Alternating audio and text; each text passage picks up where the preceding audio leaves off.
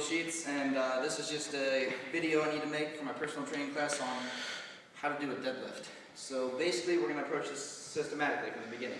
We're going to start with setup, on execution, various faults throughout, and play around with some variations, I guess. Okay, from the beginning, what you want to do is approach the bar, and you want it to be kind of like right above your shoelaces, about shoulder to hip width apart. And from there, you're kind of going to want to squat down. As you squat down, you're going to feel your shins come in contact with the bar. At this point, if they're right over your shoelaces earlier, your butt should be somewhere between your knee and your shoulder up in the air. This is a good start. And from there, you want to raise your chest and maintain what we like to call a lumbar curve, which is the position that you want to have at the beginning of your deadlift and maintain throughout.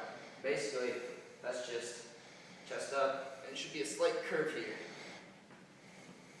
So down here, curve here, everything like that. Next thing you want to do is grip.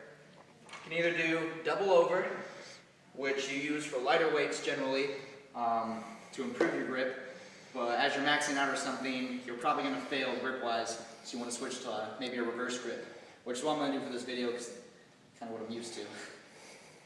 So from there, got your grip, back's arched, chest is up. Final thing on our setup, we want to keep neutral head position.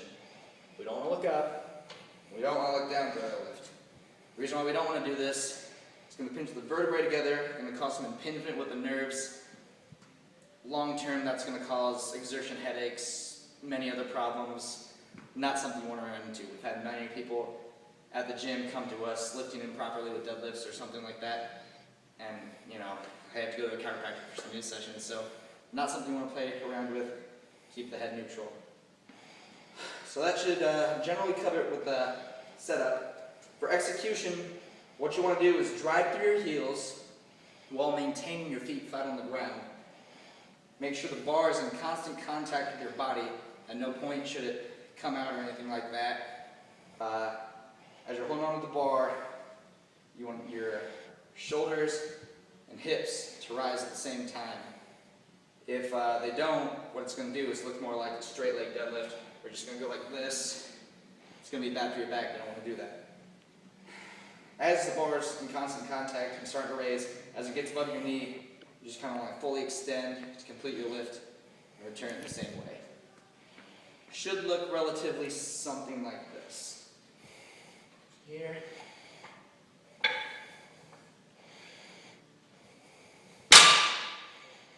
That's a deadlift. So we got setup, execution, and we're looking at faults. First thing we see, obviously, setup, go to setup, all of a sudden you're here. You want those shoulders in front of the bar. But back here, you're not going to have a lot of pulling strength. You're probably going to pull apart, fall back, or something crazy. That's no. Second thing we see is the hips and the shoulders rising at a different time. What that's going to create is a straight leg, or, as we joke around, a stripper deadlift. Generally, this shouldn't hurt my back too much, but should look like this if you do it wrong that way. You don't want to do that. Another thing is the weight gets too heavy, most likely your chest isn't going to stay up throughout the lift, and you're going to have some rounding in the back. You don't want that either.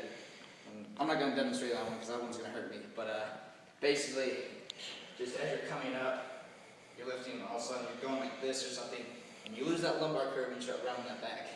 That's going to cause some lower back issues, maybe some like disc impingement or something like that. You don't want to do that. The final one, basically, you're lifting, and all of a sudden, like, you're not keeping the bar in contact with the body, and it's starting to like come out too far or something like that. You don't want to do that. Just like that. Okay. For that, all you got to remember is just keep the bar in contact with the body. Well, that is it for setup, execution, and faults. Final thing we have is different variations. Obviously, the first way to vary it is changing the amount of weight on it. Another way to vary it, there's straight leg deadlift, which generally I don't like to do. It's also called a Romanian deadlift. And that's just basically the hips rising first, then the shoulders. One that's pretty popular with us, and we usually generally, if we're going to do like deadlifts in one of our workouts, we tend to warm up in our workout. We try to keep the movements the same as to what they're going to be in the actual workout, so our warm-up will incorporate something like a kettlebell deadlift, which generally everything remains the same. The only thing is, well, it's not a barbell, so you got to keep kettlebell between your legs. Basically, same setup, head should be neutral, butt between knees and shoulders. Everything rises at the same time, hits the top of your lift, returns the same way. And then other common pulls that you can see that are kind of variation of it. There's a sumo deadlift high pull, which I'm not going to go over, but you can easily look it up and probably get a good video on it, along with some other things. But yeah, so we got setup, execution, faults, different variations. Pretty much that should have everything covered, and I hope you enjoyed the video.